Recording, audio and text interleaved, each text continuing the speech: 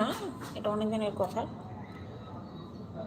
জানো, ওই দীপিকা নাকি কোনো সময় সীতা মানে কি, দেখো সীতার যখন সিরিয়ালটা হচ্ছে, চোখটা চুলকাচ্ছে, এই বলি একটা গল্প।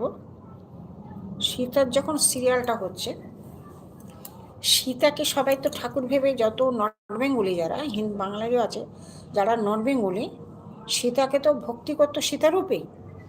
এবার কোনো অনুষ্ঠানে একটা গল্প আমি শুনেছি, কাগজে পড়েছি, কোনো অনুষ্ঠানে এখন সীতা এখন জিন্স প্যান্ট পরে, জিন্স টপ পরে গেছে। এখন দীপিকা তখন তো ও মনে করো যখন সীতা সেজে আছে তা অন্যরকম দেখতে হচ্ছে। আর যখন বিহারের ওদিকে, বিশেষ করে বিহারের ওদিকে রাম লক্ষ্মণ সীতাকে প্রচুর শ্রদ্ধা করে, হ্যাঁ প্রচুর ভালোবাসে, প্রচুর শ্রদ্ধা করে। এবারে নাকি সীতা এখনও জিন্স টপ পরে গেছে, সেখানে কোনো অনুষ্ঠানে আমন্ত্রণ জানিয়েছে, গেছে, ইনভাইট করেছে। সেখানে যখন স্টেজে উঠেছে ওইসব পরে, ওখানকার মা কাকিমারা যারা বয়স্ক ভদ্রমহিলারা আছে সব খালি জুতো দিয়ে জুতো ছুঁড়েছে। কেন বলো তো এটা করলো? জুতো ছুঁড়েছে কেন বলো তো? ওরা তখন, আচ্ছা সীতাকে এই বেশে দেখবে ওরা ভাবতে পারেনি। সীতা তো সীতাই,